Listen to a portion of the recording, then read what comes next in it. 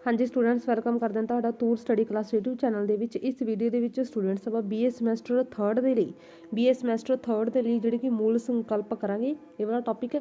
ਤੇ ਸਟੂਡੈਂਟਸ ਸਭ ਤੋਂ ਪਹਿਲਾਂ ਮੈਂ ਤੁਹਾਨੂੰ ਇਹ ਕਹਿਣਾ ਚਾਹੁੰਦੀ ਹਾਂ ਕਿ ਜਿਹੜੇ ਤੁਹਾਡੇ ਵੀਰ ਕਾਵ ਵਾਲੇ ਕੁਐਸਚਨ ਨੇ ਆਲਰੇਡੀ ਉਹ +2 ਵਾਲੀ ਜਿਹੜੀ ਪਲੇਲਿਸਟ ਬਣੀ ਉਹਦੇ ਵਿੱਚ ਮੈਂ ਕਰਵਾਏ ਹੋਏ ਨੇ, ਠੀਕ ਹੈ। ਉਹੀ ਟੌਪਿਕ ਹੁੰਦੇ ਨੇ, ਸੇਮ ਹੀ ਜੰਗਨਾਮਾ ਵੀ ਕਰਵਾਇਆ ਹੋਇਆ ਉਹਦੇ ਵਿੱਚ, ਤੇ ਜਿਹੜੇ ਵੀਰ ਕਾਵ ਦਾ ਮੁੱਢ ਤੇ ਵਿਕਾਸ ਉਹ ਵਾਲਾ ਕੁਐਸਚਨ ਵੀ ਕਰਵਾਇਆ ਹੋਇਆ। ਕਾफ़ी ज़्यादा ਕੁਐਸਚਨ ਹੈ ਜਿਹੜੇ ਕਿ ਵੀਰ ਕਾਵ ਵਾਲੇ ਕਰਵਾਏ ਹੋਏ ਨੇ।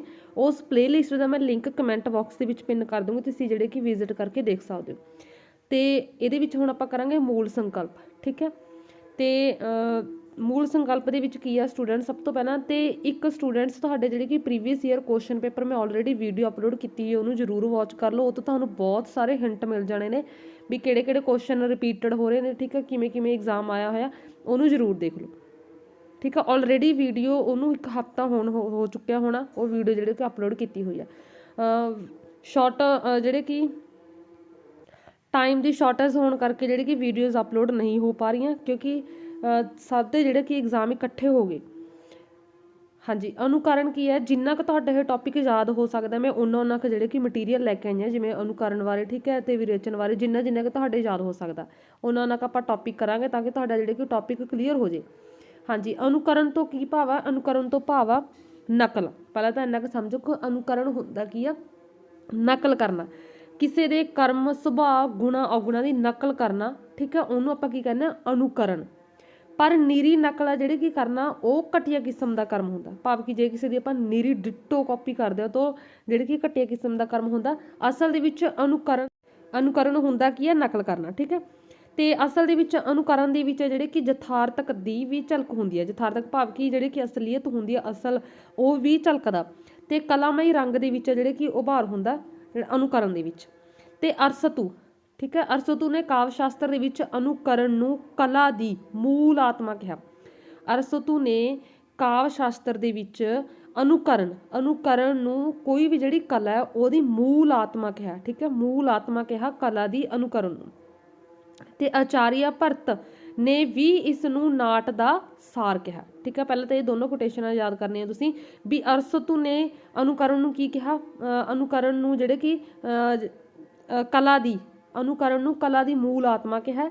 ਤੇ ਆਚਾਰੀਆ ਭਰਤ ਨੇ ਇਹਨੂੰ ਨਾਟ ਦਾ ਸਾਰ ਕਿਹਾ ਅਨੁਕਰਨ ਨੂੰ, ਠੀਕ ਹੈ, ਵੀ ਅਨੁਕਰਨ ਦੀ ਜਿਹੜੀ ਕਿ ਇਹਨਾਂ ਦੇ ਡੈਫੀਨੇਸ਼ਨ ਦਿੱਤੀ ਆ।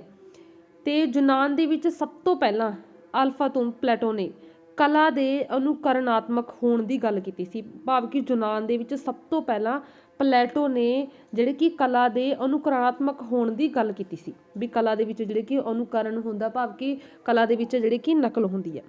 ਤੇ ਅਰਸਤੂ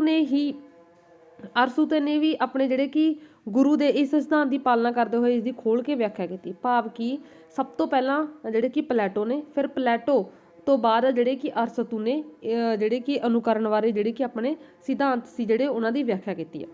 ਤੇ ਪਲੈਟੋ ਨੇ ਅਫਲਾਤੂਨ ਪਲੈਟੋ ਦੇ ਅਨੁਸਾਰ ਹਰ ਚੀਜ਼ ਦੇ 3 ਪੱਖ ਹੁੰਦੇ ਨੇ। ਇੱਕ ਸੂਖਮ ਹੁੰਦਾ, 2 ਸਥੂਲ ਪੱਖ ਹੁੰਦੇ ਨੇ। ਇੱਕ ਪੱਖ ਸੂਖਮ ਹੁੰਦਾ, ਦੂਜਾ ਸਥੂਲ ਹੁੰਦੇ ਨੇ। ਹਾਂਜੀ, ਪਹਿਲਾ ਪੱਖ ਕਿਸੇ ਚੀਜ਼ ਦੀ ਉਹ ਕੀਮਤ ਜਿਸ ਲਈ ਉਹ ਹੋਣ ਦੇ ਵਿੱਚ ਆਈ, ਭਾਵ ਕਿ ਉਹ ਕੀਮਤ ਜਿਸ ਦੇ ਲਈ ਕੋਈ ਵੀ ਚੀਜ਼ ਬਣੀ ਆ। ਪਹਿਲਾਂ ਤਾਂ ਇਹ ਚੀਜ਼ ਆ, ਭਾਵ ਕਿ ਆਪਾਂ ਕਹਿ ਸਕਦੇ ਕਿ ਵੀ ਰੀਜ਼ਨ ਕੋਈ ਵੀ ਚੀਜ਼ ਵੀ ਕਿਉਂ ਬਣੀ ਆ।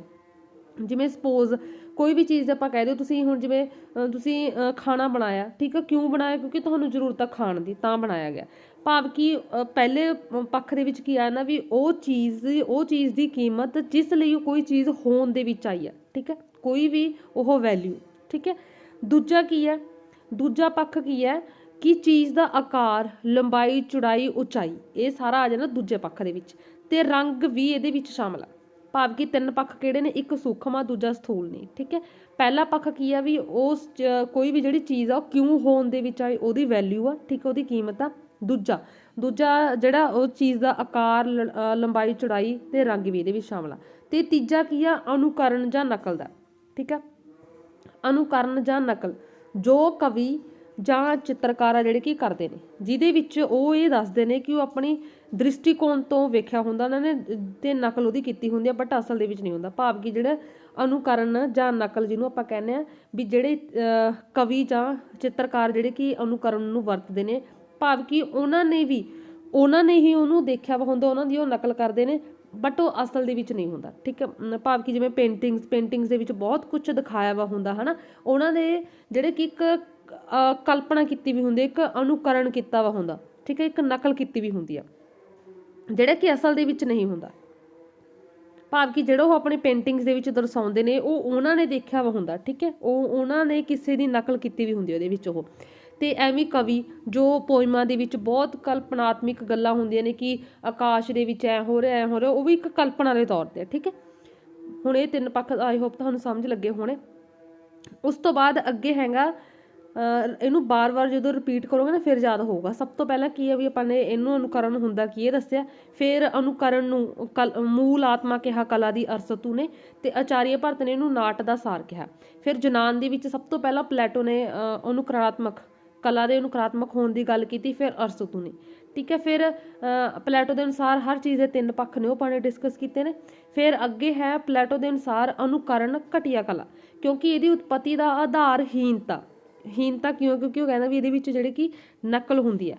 ਅਨੁਕਰਨ ਜਿਹੜੇ ਕਿ ਮਨੁੱਖਾਂ ਦੇ ਕਰਮਾਂ ਦੀ ਨਕਲ ਹੈ, ਤਾਂ ਕਰਕੇ ਉਹ ਇਹਨੂੰ ਕਿਹਾ ਵੀ ਇਹ ਘਟੀਆ ਕਲਾ। ਤੇ ਇਹ ਕਰਮ ਸੰਕਲਪ ਰਾਹੀਂ ਵੀ ਕੀਤੇ ਜਾ ਸਕਦੇ ਤੇ ਬਿਨਾਂ ਇੱਛਾ ਤੋਂ ਵੀ, ਠੀਕ ਹੈ। ਭਾਵ ਕਿ ਜਿਹੜੇ ਨਕਲ ਕਰਨਾ ਉਹ ਕਿਸੇ ਦੀ ਇੱਛਾ ਤੋਂ ਵੀ ਕੀਤਾ ਜਾ ਸਕਦਾ, ਬਿਨਾਂ ਇੱਛਾ ਤੋਂ ਵੀ। ਤੇ ਇਹਨਾਂ ਦੇ ਸਿੱਟੇ ਜਿਹੜੇ ਕਿ ਚੰਗੇ ਮੰਦੇ, ਸੁਖਦਾਇਕ ਦੁਖਦਾਇਕ ਵੀ ਹੋ ਸਕਦੇ ਨੇ। ਭਾਵ ਕਿ ਜਦੋਂ ਕਿਸੇ ਦੀ ਨਕਲ ਕਰਕੇ ਕੋਈ ਉਹਦਾ ਸਿੱਟਾ ਚੰਗਾ ਵੀ ਹੋ ਸਕਦਾ, ਮਾੜਾ ਵੀ ਹੋ ਸਕਦਾ, ਕੋਈ ਸੁਖਦਾਇਕ ਵੀ ਉਸ 'ਚ ਹੋ ਸਕਦਾ ਤੇ ਦੁਖਦਾਇਕ ਵੀ ਹੋ ਸਕਦਾ।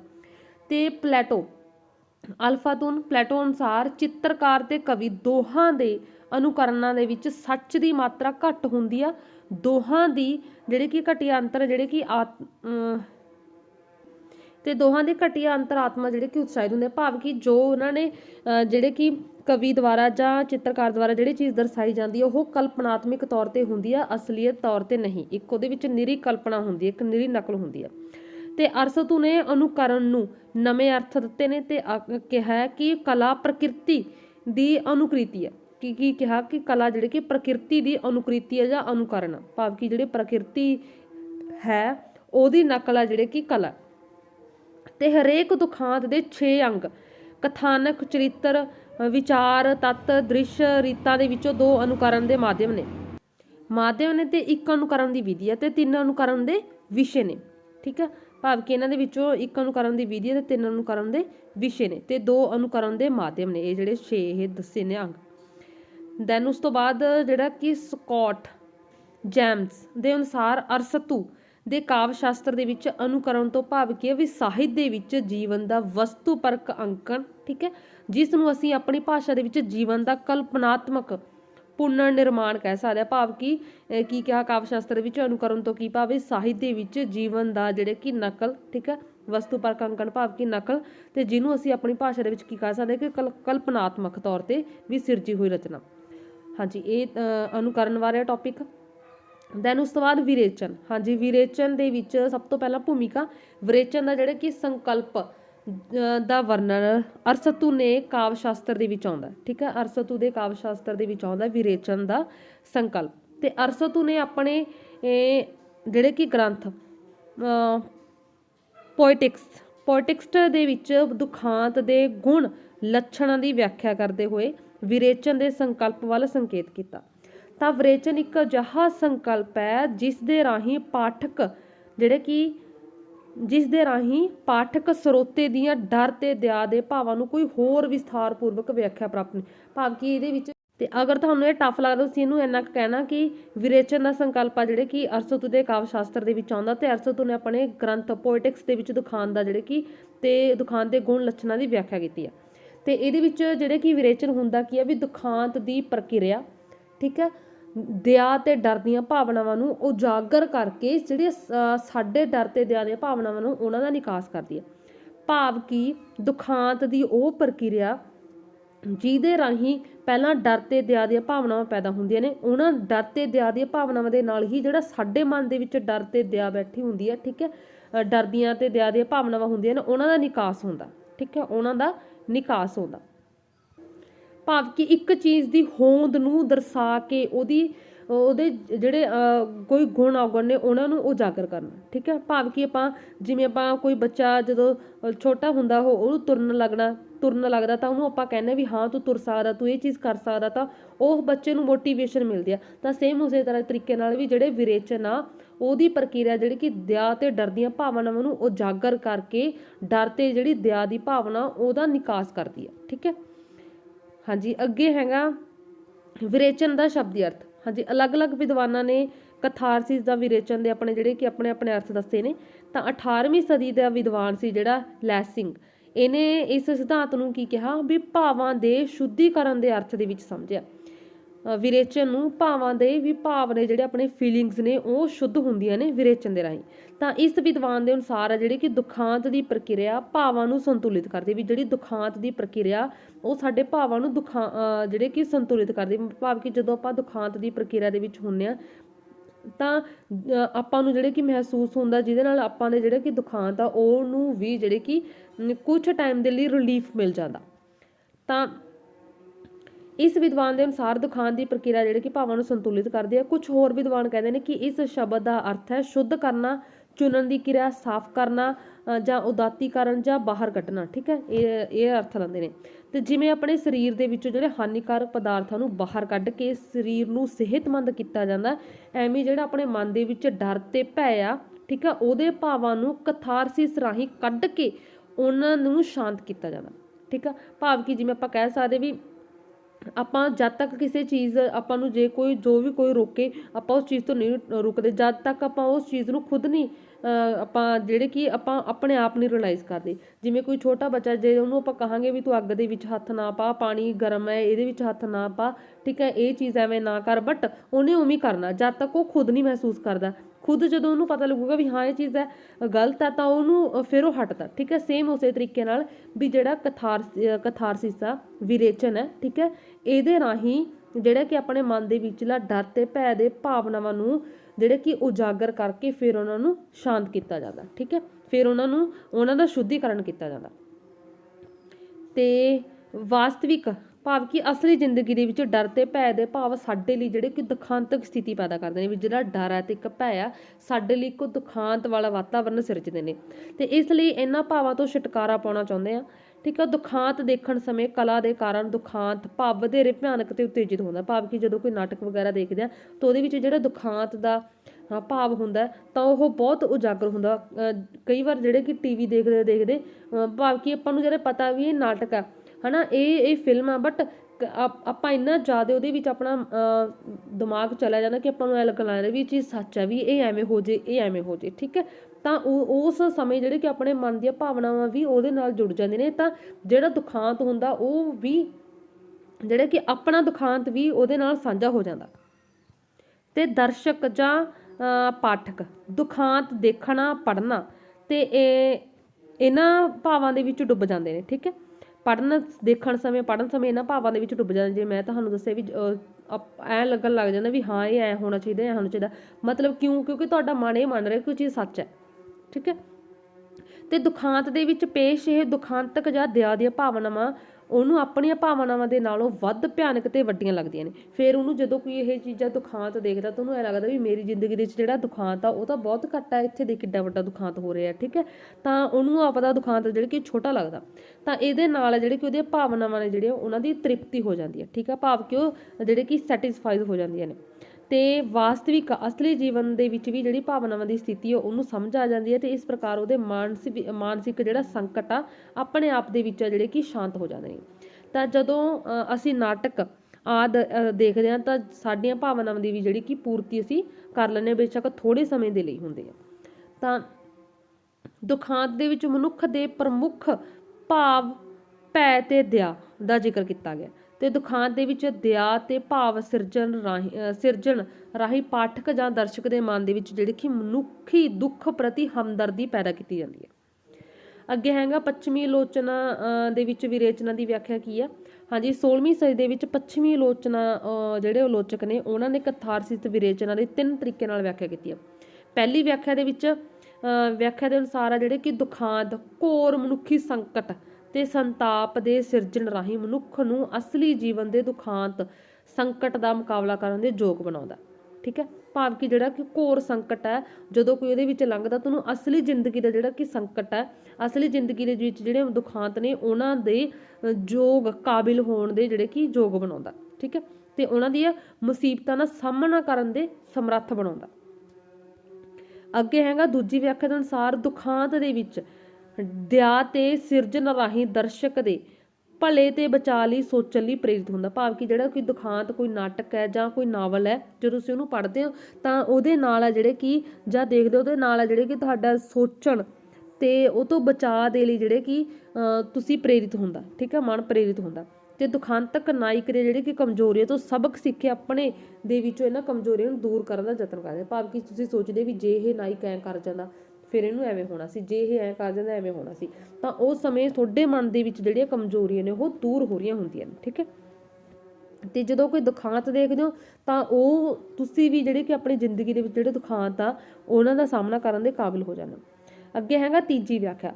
ਤੀਜੀ ਵਿਆਖਿਆ ਹੈਗੀ ਹੋਮਿਓਪੈਥੀ ਦੇ ਨੁਕਤੇ ਤੋਂ ਦੱਸੀ ਗਈ ਹੈ। ਇਹਦੇ ਅਨੁਸਾਰ ਕੰਡੇ ਰਾਹੀਂ ਹੀ ਕੰਡਾ ਕੱਢਿਆ ਜਾਂਦਾ, ਜ਼ਹਿਰ ਰਾਹੀਂ ਹੀ ਜ਼ਹਿਰ ਮਰਦੀ ਆ। ਇਸੇ ਪ੍ਰਕਾਰ ਵੀ ਡਰ ਤੇ ਭੈ ਦੀਆਂ ਭਾਵਨਾਵਾਂ ਜੇ ਦੂਰ ਕਰਨੀਆਂ ਤਾਂ ਡਰ ਦੇ ਭੈ ਦੇ ਦੁਖਾਂਤ ਨੂੰ ਪੇਸ਼ ਕਰਕੇ ਉਹਨੂੰ ਦੇਖ ਕੇ, ਠੀਕ ਆ, ਉਹਨੂੰ ਮਹਿਸੂਸ ਕਰਕੇ ਹੀ ਕੱਢੀਆਂ ਜਾ ਸਕਦੀਆਂ ਨੇ, ਉਹਨਾਂ ਦੀਆਂ ਭਾਵਨਾਵਾਂ ਦੀ ਤ੍ਰਿਪਤੀ ਕੀਤੀ ਜਾ ਸਕਦੀ ਹੈ। ਤਾਂ ਪੰਜਾਬੀ ਨਾਟਕ ਦੇ ਵਿੱਚ ਲੂਣਾ, ਰੱਤਾ ਸਾਲੂ, ਬੇਬੇ, ਕਈ ਨਾਟਕ ਜਿਹੜੇ ਕਿ ਸ਼ੇਕਸਪੀਅਰ ਦੀ ਤਰ੍ਹਾਂ ਦੁਖਾਂਤ ਸਿਧਾਂਤ ਨੂੰ ਜਿਹੜੇ ਕਿ ਅਪਣਾਉਂਦੇ ਨੇ। ਹਾਂਜੀ, ਉਸ ਤੋਂ ਬਾਅਦ ਅਗਲਾ ਟੌਪਿਕ ਹੈਗਾ ਤੁਹਾਡਾ ਕਲਾਸਿਕਵਾਦ ਜਾਂ ਸਨਾਤਨਵਾਦ। ਇਹਦੇ ਵਿੱਚ ਸਨਾਤਨਵਾਦ ਅੰਗਰੇਜ਼ੀ ਸ਼ਬਦ ਜਿਹੜੇ ਕਿ ਕਲਾਸੀਜ਼ਮ ਦਾ ਤੋਂ ਵਿਕਸਿਤ ਹੋਇਆ ਸ਼ਬਦ ਹੈ, ਭੂਮਿਕਾ ਦੇ ਵਿੱਚ ਲਿਖਣਾ, ਤੇ ਪੰਜਾਬੀ ਤੇ ਹਿੰਦੀ ਦੇ ਵਿੱਚ ਇਹਨੂੰ ਸਨਾਤਨਵਾਦ ਵੀ ਕਹਿੰਦੇ ਨੇ। ਤੇ ਇਹਦੇ ਹੋਰ ਸ਼ਬਦ ਆ ਜਿਹੜੇ ਕਿ ਪਰੰਪਰਾਵਾਦ, ਪ੍ਰਾਚੀਨਵਾਦ, ਸ਼ਾਸਤਰੀਅਤਾ ਨੇ, ਪਰ ਇਹ ਸ਼ਬਦ ਆ ਜਿਹੜੇ ਕਿ ਕਲਾਸਿਕਵਾਦ ਦੇ ਅਸਲ ਭਾਵ ਨੂੰ ਪ੍ਰਗਟ ਕਰਨ ਤੋਂ ਅਸਮਰੱਥ ਨੇ। ਤਾਂ ਕਲਾਸੀਜ਼ਮ ਦਾ ਖੇਤਰ, ਹਾਂਜੀ, ਪ੍ਰਾਚੀਨ ਕਾਲ ਦੇ ਵਿੱਚ ਰੋਮਨ ਸਮਾਜ ਦੇ ਵਿੱਚ ਜਿਹੜੇ ਕਿ ਰੋਮਨ ਸਮਾਜ ਆ ਉਹ 5 ਵਰਗਾਂ ਵਿੱਚ ਵੰਡਿਆ ਹੋਇਆ ਸੀ, ਤੇ ਇਹਨਾਂ ਦੇ ਵਿੱਚੋਂ ਉੱਤਮ ਸੀ ਜਿਹੜਾ ਕਲਾਸਿਕਸ, ਠੀਕ ਹੈ, ਕਲਾਸਿਕਸ ਸਭ ਤੋਂ ਉੱਤਮ ਸੀ, ਕਲਾਸਿਕਸ ਦੇ ਨਾਲ ਨਾਲ ਯਾਦ ਕੀਤਾ ਜਾਂਦਾ ਸੀ। ਤੇ ਇਹ ਜਿਹੜਾ ਕਲਾਸਿਕਲ ਸੀ ਇਹ ਸੰਪत्ति ਨਾਲ ਸੰਪੰਨ ਸਭ ਤੋਂ ਉੱਚਤਮ ਵਰਗ ਸੀ, ਸਭ ਤੋਂ ਸ੍ਰੇਸ਼ਟ ਵਰਗ ਸੀ। ਤਾਂ ਜਿਸ ਕਰਕੇ ਇਸ ਸ਼ਬਦ ਦਾ ਸ੍ਰੇਸ਼ਟ ਕੀਤਾ, ਭਾਵ ਕਿ ਇਹ ਸ਼ਬਦ ਆ ਜਿਹੜੇ ਕਿ ਸ੍ਰੇਸ਼ਟ ਮੰਨਿਆ ਜਾਂਦਾ। ਤੇ ਇਸ ਸ਼ਬਦ ਨੂੰ ਯੂਨਾਨੀ ਵਿਆਕਰਨਕਾਰ ਔਲਸ ਗੈਲੀਅਸ ਨੇ ਦੂਜੀ ਸਦੀ ਦੇ ਵਿੱਚ ਪਹਿਲੀ ਵਾਰੀ ਸ੍ਰੇਸ਼ਟ ਲੋਕਾਂ ਲਈ ਇਹ ਸ਼ਬਦ ਵਰਤਿਆ। ਭਾਵ ਕਿ ਉਹਨੇ ਕਿਹਾ ਕਿ ਸ੍ਰੇਸ਼ਟ ਲੋਕਾਂ ਲਈ ਜਿਹੜੇ ਕਿ ਲਿਖੀਆਂ ਗਈਆਂ ਪੁਸਤਕਾਂ ਦੇ ਅਰਥਾਂ ਤੋਂ ਲਿਆ ਵੀ ਜਿਹੜੇ ਸ੍ਰੇਸ਼ਟ ਲੋਕਾਂ ਦੇ ਲਈ ਲਿਖੀਆਂ ਗਈਆਂ ਪੁਸਤਕਾਂ ਨੇ ਉਹਨਾਂ ਨੂੰ ਕੀ ਕਿਹਾ ਜਾਂਦਾ, ਕਲਾਸਿਕਸ ਕਿਹਾ ਜਾਂਦਾ, ਠੀਕ ਹੈ। ਤੇ ਫਿਰ ਸਮਾਂ ਪਾ ਕੇ ਇਹਦੇ ਭਾਵ ਜਿਹੜੇ ਕਿ ਚੇਂਜ ਹੋ ਗਏ, ਤਾਂ ਲੋਕਾਂ ਦੇ ਸ੍ਰੇਸ਼ਟ ਵਰਗਾਂ ਲਈ ਇਹ ਸ਼ਬਦ ਪ੍ਰਚਲਿਤ ਹੋ ਗਿਆ। ਫਿਰ ਇਹ ਤੋਂ ਹਟ ਕੇ ਸਾਹਿਤਿਕ ਗੁਣਾਂ ਵਾਲੀ ਉਤਕ੍ਰਿਸ਼ਟ ਰਚਨਾ ਲਈ ਇਹ ਸ਼ਬਦ ਹੋ ਗਿਆ ਵੀ ਜਿਹੜੀ ਸਾਹਿਤਿਕ ਗੁਣਾਂ ਦੇ ਵਿੱਚ ਪੂਰੀ ਨਿਪੁੰਨਾ ਰਚਨਾ, ਉਹ ਜਿਹੜੀ ਉਤਕ੍ਰਿਸ਼ਟ ਰਚਨਾ ਉਹਨੂੰ ਕੀ ਕਿਹਾ ਜਾਂਦਾ, ਉਹਨੂੰ ਕਿਹਾ ਜਾਂਦਾ ਕਲਾਸਿਕਵਾਦ ਜਾਂ ਸਨਾਤਨਵਾਦ। ਹਾਂਜੀ, ਫਿਰ ਉਸ ਤੋਂ ਬਾਅਦ 6ਵੀਂ ਸਦੀ ਦੇ ਵਿੱਚ ਜਿਹੜੇ ਕਿ ਇਹ ਸ਼ਬਦ ਪਾਠਸ਼ਾਲਾ ਦੇ ਵਿੱਚ ਜਿਹੜੀ ਪੜ੍ਹਾਈ ਜਾਣ ਵਾਲੀ ਕਲਾਸ ਸੀ, ਜਮਾਤ ਲਈ, ਉਹਦੇ ਨਾਲ ਜੁੜ ਗਿਆ। ਤੇ ਇਹਦਾ ਕਾਰਨ ਇਹ ਸੀ ਕਿ ਉਸ ਸਮੇਂ ਜਿਹੜੀ ਕਿ ਪੜ੍ਹਾਈ ਕਰਨ ਵਾਲੇ ਜਿਹੜੇ ਬਹੁਤੇ ਲੋਕ ਜਿਹੜੇ ਕਿ ਉੱਚਤਮ ਜਿਹੜੀ ਸ੍ਰੇਸ਼ਟ ਸ਼੍ਰੇਣੀ ਸੀ ਉਹਦੇ ਨਾਲ ਸੰਬੰਧਿਤ ਸੀ। ਭਾਵ ਕਿ ਇਨ ਸ਼ਾਰਟ ਕਹਿ ਸਕਦੇ ਕਿ ਜਿਹੜੇ ਕਿ ਕਲਾਸਿਕਲ ਸ਼ਬਦ ਆ ਸ੍ਰੇਸ਼ਟ, ਇਹਦਾ ਅਰਥ ਹੈ ਸ੍ਰੇਸ਼ਟ ਦੇ ਲਈ ਇਹ ਜਿਹੜਾ ਕਿ ਸ਼ਬਦ ਵਰਤਿਆ ਜਾਂਦਾ। ਤੇ ਇਸ ਤਰ੍ਹਾਂ ਪੜ੍ਹਾਈ ਜਾਣ ਵਾਲੀ ਜਮਾਤ ਲਈ ਜਿਹੜੇ ਕਿ ਕਲਾਸਿਕਲਸ ਤੋਂ ਨਿਕਲਿਆ ਸ਼ਬਦ ਜਿਹੜੇ ਕਿ ਕਲਾਸ ਫਿਰ ਪ੍ਰਚਲਿਤ ਹੋ ਗਿਆ। ਤੇ ਕਲਾਸਿਕਵਾਦੀ ਕਲਾ ਨੂੰ ਰਮਾਸਵਾਦ ਨਾਲੋਂ ਜਿਹੜੇ ਕਿ ਨਿਖੇੜਨ ਵਾਲਾ, ਭਾਵ ਕਿ ਕਲਾਸਿਕਵਾਦੀ ਕਲਾ ਨੂੰ ਜੇ ਆਪਾਂ ਰਮਾਸਵਾਦ ਨਾਲੋਂ ਅਲੱਗ ਕਰਦੇ ਆ ਤਾਂ ਇਹਦਾ ਅੰਤਰ ਕੀ ਆ ਕਿ ਕਲਾਸਿਕਲ ਦੇ ਵਿੱਚ ਰਚਨਾਵਾਂ ਦੀ ਸਥਿਰਤਾ ਦਾ ਪ੍ਰਭਾਵ ਹੁੰਦਾ। ਭਾਵ ਕਿ ਇਹਦੇ ਵਿੱਚ ਰਚਨਾਵਾਂ ਸਥਿਰ ਰਹਿੰਦੀਆਂ ਨੇ, ਜਿਹੜੇ ਕਿ ਉਹਨਾਂ ਦੀ ਸਾਦਗੀ ਤੇ ਸਮਤੋਲ ਤੋਂ ਉਪਜਦਾ। ਇਹਦੇ ਉਲਟਾ ਜਿਹੜੇ ਕਿ ਰੋਮਾਂਸਵਾਦ ਆ ਉਹ ਗਰਮਾ ਗਰਮੀ ਤੇ ਬੇਕਰਾਰੀ ਦਾ ਭਾਵ ਪਾਉਂਦਾ, ਠੀਕ ਹੈ। ਤੇ ਰੋਮਾਂਸਵਾਦ ਹਮੇਸ਼ਾ ਅਸਧਾਰਨ ਦੀ ਖੋਜ ਦੇ ਵਿੱਚ ਰਹਿੰਦਾ ਤੇ ਕਲਾਸਿਕਲ ਦੇ ਵਿੱਚ ਜਿਹੜਾ ਕਿ ਐਵੇਂ ਨਹੀਂ ਹੁੰਦਾ। ਇਹਨਾਂ ਦੋਨਾਂ ਦੇ ਵਿੱਚ ਡਿਫਰੈਂਸ ਆ, ਠੀਕ ਹੈ। ਭਾਵ ਕਿ ਸਥਿਰਤਾ ਰਹਿੰਦੀ ਹੈ ਕਲਾਸਿਕਲਵਾਦ ਦੇ ਵਿੱਚ ਤੇ ਜਿਹੜਾ ਗਰਮਾ ਗਰਮੀ ਤੇ ਬੇਕਰਾਰੀ ਰਹਿੰਦੀ ਹੈ ਰੋਮਾਂਸਵਾਦ ਦੇ ਵਿੱਚ। ਤੇ ਰੋਮਾਂਸਵਾਦ ਹਮੇਸ਼ਾ ਅਸਧਾਰਨਤਾ ਦੀ ਖੋਜ ਦੇ ਵਿੱਚ ਰਹਿੰਦਾ, ਜਿਹੜੇ ਕਿ ਕਲਾਸਿਕਲਵਾਦ ਨਹੀਂ। ਅੱਗੇ ਕਲਾਸਿਕਲਵਾਦੀ ਕਲਾਕਾਰ ਲੰਬੇ ਸਮੇਂ ਤੋਂ ਜਿਹੜੇ ਕਿ ਸਵੀਕਾਰ ਹੋ ਚੁੱਕੇ ਮਾਧਿਅਮਾਂ ਦੀ ਵਰਤੋਂ ਕਰਦੇ ਨੇ ਤੇ ਨਵੇਂ ਪ੍ਰਯੋਗਾਂ ਦੀ ਨਹੀਂ ਕਰਦੇ। ਤੇ ਸਟੂਡੈਂਟਸ ਇਹ ਤੁਹਾਨੂੰ ਆਨਸਰ ਜਦੋਂ ਯਾਦ ਹੋਣਗੇ ਜਦੋਂ ਤੁਸੀਂ 2-3 ਵਾਰ ਇਹ ਵੀਡੀਓ ਨੂੰ ਵਾਚ ਕਰੋਗੇ। ਜਾਂ 2-3 ਵਾਰ ਉਹਨੂੰ ਰੀਡ ਕਰੋਗੇ, ਠੀਕ ਆ। ਹਾਂਜੀ, ਕਲਾਸੀਕਲ ਕਲਾਕਿਰਤ ਦੇ ਵਿੱਚ ਸਰਲਤਾ, ਸਪਸ਼ਟਤਾ ਤੇ ਰੂਪ ਦੀ ਪਰਪੱਕਤਾ ਦੇ ਜਿਹੜੇ ਕਿ ਗੁਣ ਹੁੰਦੇ ਨੇ। ਤੇ ਰੂਪ ਦੀ ਪਰਪੱਕਤਾ ਅੰਗਾਂ ਦੀ ਸੁਚੱਜੀ ਤਰਤੀਬ ਬਣਦੇ ਸਮਾਪਾਂ, ਜੋਗਾਂ ਤੇ ਸੁਮੇਲ ਤੋਂ ਬਣਦੀ ਆ। ਤੇ ਸ਼ਾਸਤਰੀ ਨਿਯਮਾਂ ਦੀ ਪਾਲਣਾ ਕਰਨੀ ਜਿਹੜੇ ਕਿ ਕਲਾਸੀਕਲਵਾਦ ਦਾ ਜ਼ਰੂਰੀ ਅੰਗ ਹੈ। ਤੇ ਇਹ ਚੀਜ਼ ਪ੍ਰਾਚੀਨ ਲੇਖਕਾਂ ਦੀ ਰੀਤੀ ਨੂੰ, ਵਸਤੂ ਤੇ ਮਾਧਿਅਮ ਦੀ ਚੋਣ, ਉਹਨਾਂ ਦੀਆਂ ਪਰੰਪਰਾਵਾਂ ਰੂੜੇ ਹੁੰਦੇ ਨੇ, ਪਰੰਪਰਾਵਾਂ ਠੀਕ ਆ, ਉਹਨਾਂ ਨੂੰ ਨਿਭਾਉਣ, ਉਹਨਾਂ ਦੀਆਂ ਸੰਵੇਦਨਾਵਾਂ ਨੂੰ ਮਾਨਤਾ ਦੇਣ ਤੇ ਉਹਨਾਂ ਦੀ ਸ਼ੈਲੀ ਨੂੰ ਨਿਭਾਉਣ ਦੇ ਵਿੱਚ ਪ੍ਰਗਟ ਹੁੰਦੀ ਹੈ। ਤੇ ਕਲਾਸੀਕਲਵਾਦ ਦਾ ਸਭ ਤੋਂ ਵੱਡਾ ਦੋਸ਼ ਹੈ ਇਹਦੀ ਜਿਹੜੀ ਕਿ ਬੇਲਚਕਤਾ। ਇਹਦਾ ਕਾਰਨ ਕੀ ਹੈ ਕਿ ਕਲਾ ਦੀ ਪ੍ਰਗਤੀ ਰੁਕ ਜਾਂਦੀ ਹੈ ਤੇ ਕਲਾਕਿਰਤ ਨਵੇਂ ਅੰਸ਼ਾਂ ਤੋਂ ਜਿਹੜੇ ਕਿ ਸੱਖਣੀ ਹੋ ਜਾਂਦੇ, ਭਾਵ ਕਿ ਨਵੇਂ ਅੰਸ਼ਾਂ ਤੋਂ ਵਾਂਝੀ ਰਹਿ ਜਾਂਦੀ ਆ ਤੇ ਵਾਂਝੀ ਹੋ ਕੇ ਫਿਰ ਉਹ ਨੀਰਸ ਹੋ ਜਾਂਦੀ ਆ। ਤੇ ਇਸ ਦੇ ਬਾਵਜੂਦ ਵੀ ਇਹ ਕਹਿਣਾ ਕਿ ਇਹ ਵਾਦ ਹੁਣ ਆਪਣੀ ਸ਼ਕਤੀ ਗਵਾ ਚੁੱਕਿਆ, ਇਹ ਠੀਕ ਨਹੀਂ। ਤੇ ਇਹ ਸੁਚੇਤ ਜਾਂ ਅਚੇਤ ਰੂਪ ਦੇ ਵਿੱਚ ਕਲਾਕਾਰਾਂ ਦੇ ਉੱਪਰ ਜਿਹੜੇ ਕਿ ਪ੍ਰਭਾਵ ਕਾਇਮ ਰੱਖਿਆ ਹੋਇਆ ਨੇ। ਜਿੰਨਾ ਵੀ ਤੁਹਾਡੇ ਯਾਦ ਹੁੰਦਾ ਤੁਸੀਂ ਓਨਾ ਯਾਦ ਕਰ ਸਕਦੇ ਹੋ। ਜੇ ਅਗਰ ਆਹ ਪੈਰਾ ਵੀ ਯਾਦ ਹੁੰਦਾ ਤੁਸੀਂ ਇਹਨੂੰ ਰੀਡ ਕਰ ਲੈਣਾ। ਅੱਗੇ ਆਪਾਂ ਟੌਪਿਕ ਦੇਖਦੇ ਹਾਂ ਰੋਮਾਂਸਵਾਦ। ਹਾਂਜੀ, ਇਹ ਈਜ਼ੀ ਆ। ਪਹਿਲਾਂ ਭਾਵ ਕਿ ਪਹਿਲਾਂ ਜਿਹੜੇ ਕਿ ਲਤੀਨੀ ਬੋਲੀਆਂ ਦੇ ਵਿੱਚੋਂ ਜਿਹੜਾ ਨਿਕਲੀਆਂ ਉਪਬੋਲੀਆਂ ਸੀ, ਭਾਵ ਕਿ ਲਤੀਨੀ ਬੋਲੀ ਸੀ, ਠੀਕ ਹੈ, ਲਤੀਨੀ ਬੋਲੀ, ਉਹਦੇ ਵਿੱਚ ਉਪਬੋਲੀਆਂ ਲਤੀਨੀ ਜਿਹੜੀ ਬੋਲੀ ਸੀ ਇਹਦੀਆਂ ਅੱਗੇ ਉਪਬੋਲੀਆਂ, ਜਿਵੇਂ ਪੰਜਾਬੀ ਦੇ ਉਪਬੋਲੀਆਂ ਨੇ ਮਾਝੀ ਦੁਆਬੀ, ਠੀਕ ਹੈ, ਇਹਦੀਆਂ ਜਿਹੜੀਆਂ ਉਪਬੋਲੀਆਂ ਨੂੰ ਕੀ ਕਿਹਾ ਜਾਂਦਾ ਸੀ? ਰੋਮਾਂਸ ਕਿਹਾ ਜਾਂਦਾ ਸੀ। ਲਤੀਨੀ ਭਾਸ਼ਾ ਦੀਆਂ ਉਪਬੋਲੀਆਂ ਨੂੰ ਰੋਮਾਂਸ ਕਿਹਾ ਜਾਂਦਾ ਸੀ। ਤੇ ਫਿਰ ਬਾਅਦ ਦੇ ਵਿੱਚ ਬੋਲੀਆਂ ਵਿੱਚ ਰਚੇ ਗਏ ਸਾਹਿਤ ਨੂੰ, ਭਾਵ ਕਿ ਬੋਲੀਆਂ ਦੇ ਵਿੱਚ ਜਿਹੜਾ ਸਾਹਿਤ ਰਚਿਆ ਗਿਆ ਤੇ ਕਬੀਲਿਆਂ ਦੇ ਗੀਤਾਂ ਨੂੰ ਕੀ ਕਿਹਾ ਜਾਣ ਲੱਗਿਆ? ਰੋਮਾਂਸ ਕਿਹਾ ਜਾਣ ਲੱਗਿਆ। ਤੇ ਇਸ ਸਾਹਿਤ ਦੇ ਵਿੱਚ ਕੀ ਸੀ? ਇਸ਼ਕ, ਯੁੱਧ, ਸੂਰਵੀਰਤਾ ਤੇ ਜਾਦੂ ਟੂਣੇ ਦੀਆਂ ਕਹਾਣੀਆਂ ਨੂੰ ਜਿਹੜੇ ਕਿ ਕਾਵਿ-ਬੱਧ ਕੀਤਾ ਗਿਆ। ਤੇ ਮੱਧਕਾਲ ਦੇ ਵਿੱਚ ਫਿਰ ਫਰਾਂਸ, ਸਪੇਨ, ਇੰਗਲੈਂਡ, ਇਹਨਾਂ ਦੇਸ਼ਾਂ ਦੇ ਵਿੱਚ ਅਜਿਹਾ ਸਾਹਿਤ ਰਚਿਆ ਜਾਣ ਲੱਗਿਆ, ਭਾਵ ਕਿ ਰੋਮਾਂਸਵਾਦ ਵਾਲਾ ਜਿਹੜੇ ਕਿ ਸਾਹਿਤ ਰਚਿਆ ਜਾਣ ਲੱਗਾ, ਜਿਹਦੇ ਵਿੱਚ ਇਸ਼ਕ, ਯੁੱਧ, ਸੂਰਵੀਰਤਾ ਤੇ ਜਾਦੂ ਟੂਣੇ ਦੀਆਂ ਕਹਾਣੀਆਂ ਸੀ। ਤੇ ਹੌਲੀ ਹੌਲੀ ਜਿਹੜਾ ਰੋਮਾਂਸ ਦਾ ਅੰਸ਼ ਸਾਰੀ ਦੁਨੀਆ ਦੇ ਸਾਹਿਤ ਦੇ ਵਿੱਚ ਫੈਲ ਗਿਆ। ਤੇ ਇਸ ਤਰ੍ਹਾਂ ਜਿਹੜੇ ਕਿ ਰੋਮਾਂਸਵਾਦ ਜਾਂ ਰੋਮਾਂਸਵਾਦ ਇੱਕ ਵਿਆਪਕ ਸਾਹਿਤਿਕ ਲਹਿਰ ਦੇ ਰੂਪ ਦੇ ਵਿੱਚ ਉੱਭਰ ਕੇ ਸਾਹਮਣੇ ਆਇਆ ਤੇ ਮਨੁੱਖ ਜ਼ਿੰਦਗੀ ਦੇ ਵਿੱਚ ਇੱਕ ਸਾਰਤਾ ਦੀ ਥਾਂ ਤੇ ਬਹੁਤ ਸਾਰਤਾ ਚਾਹੁੰਦਾ, ਠੀਕ ਹੈ। ਤਾਂ ਅਨੇਕਤਾ, ਵਿਚਿੱਤਰਤਾ, ਇਹਨਾਂ ਨੂੰ ਮਾਨਣ ਦੇ ਲਈ ਉਹ ਕਈ ਵਾਰ ਜਿਹੜਾ ਕਿ ਯਥਾਰਥਿਕ ਸੰਸਾਰ ਤੋਂ ਕਾਲਪਨਿਕ ਸੰਸਾਰ ਦੇ ਵਿੱਚ ਜਾ ਵੱਸਦਾ, ਭਾਵ ਕਿ ਜਿਹੜਾ ਮਨੁੱਖ ਜ਼ਿੰਦਗੀ ਦੇ ਵਿੱਚ ਇੱਕ ਸਾਰ ਦੇ ਥਾਂ ਤੇ ਬਹੁਤ ਸਾਰਤਾ ਚਾਹੁੰਦਾ, ਭਾਵ ਕਿ ਅਨੇਕਤਾਵਾਂ ਚਾਹੁੰਦਾ ਜ਼ਿੰਦਗੀ ਦੇ ਵਿੱਚ, ਤਾਂ ਇਹਦੇ ਲਈ ਜਿਹੜੇ ਕਿ ਉਹ ਜਿਹੜਾ ਅਸਲੀ ਸੰਸਾਰ ਤੋਂ ਕਲਪਨਾ ਦੇ ਸੰਸਾਰ ਦੇ ਵਿੱਚ ਚਲਾ ਜਾਂਦਾ। ਕਲਪਨਾ ਦੇ ਵਿੱਚ ਭਾਵ ਆਪਾਂ ਕਹਿ ਸਕਦੇ ਕਿ ਕਲਪਨਾ ਦੇ ਤੌਰ ਤੇ ਜਿਹੜੇ ਕਿ ਸੋਚੀ ਜਾਣਾ, ਕਾਲਪਨਿਕ ਸੰਸਾਰ ਦੇ ਵਿੱਚ ਚਲੇ ਜਾਣਾ। ਤੇ ਜਿਹੜਾ ਉਹਨੂੰ ਬਹੁਤ ਸੁੰਦਰ ਲੱਗਦਾ, ਬਹੁਤ ਦੇ ਲਈ ਦਿਲ ਖਿੱਚਵਾਂ ਹੁੰਦਾ ਕਾਲਪਨਿਕ ਸੰਸਾਰ, ਵੀ ਆਪਣੇ ਵੱਲੋਂ ਹੀ ਕਲਪਨਾ ਕਰੀ ਜਾਣਾ ਵੀ ਇਹ ਚੀਜ਼ ਆ। ਤੇ ਇਸ ਸੁੰਦਰਤਾ ਤੇ ਖਿੱਚ ਸਦਕਾ ਜਿਹੜੇ ਕਿ ਇਹੋ ਸੰਸਾਰ ਇੱਕ ਆਦਰਸ਼ਕ ਬਣ ਜਾਂਦਾ। ਤੇ ਫਿਰ ਸਾਹਿਤਕਾਰ ਜਿਹੜੇ ਕਿ ਆਜ਼ਾਦ ਹੋ ਕੇ ਇਸ ਸੰਸਾਰ ਦੇ ਵਿੱਚ ਵਿਚਰਦਾ ਤੇ ਆਪਣੇ ਵਿਅਕਤੀਗਤ ਤੇ ਕਾਲਪਨਿਕ ਸੰਸਾਰ ਦੀ ਜਿਹੜੇ ਕਿ ਅਭਿਵਿਅਕਤੀ ਲਈ ਕਈ ਵਾਰ ਉਹ ਸਾਹਿਤ ਦੇ ਨਿਯਮਾਂ ਤੋਂ ਬੇਪਰਵਾਹ ਵੀ ਹੋ ਜਾਂਦਾ।